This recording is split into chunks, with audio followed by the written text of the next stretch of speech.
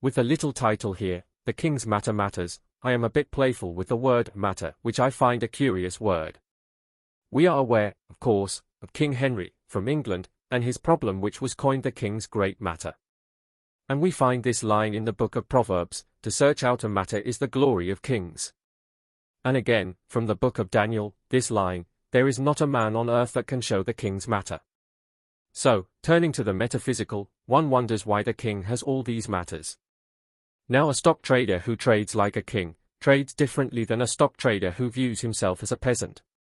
The peasant cannot touch the agencies, the substructures of the fabric of reality, of that of a king. A king is different, exalted, and he or she traverses differently in the dynamics of existence, and certain laws of nature obeys him because of his stature. A king always receives things.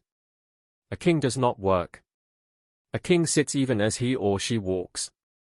They are touching something when they sit. Now a king can trade with great things, and a peasant cannot. A king can touch deep things with the alchemy of seriousness. A king is allowed to touch great matters. One wonders if those pharaohs of old and ancient Egypt practiced, with their minds, the agencies of the king, which is the special table of deep and great things. They undulated, if we can borrow a far-out word, with the dimensional standing of kings. They moved with it, back and forth, and had no time for the small stuff. And perhaps, by this, they managed to impart something of an exalted civilization into reality, even in darkness and sorcery, and even without the light of truth which always elevates. I have tried to read the translated letters from these pharaohs and other kings. I was looking for one thing.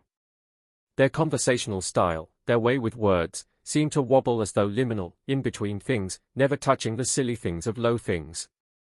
Were they taught to speak like that, as though they are always over something, a modulation, an alchemy even in their language, to form or to destroy, always above things?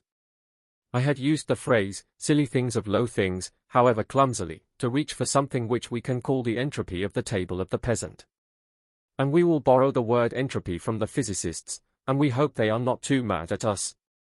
I merely want to point out that we can trade with things which have something negative inside it, something that seems to have an equation inside it that wants to subtract, something with a mouth that wants to eat our path, our dream. A king or queen becomes a king in awareness of stature, in the self-awareness of the beauty of self, and presses it out.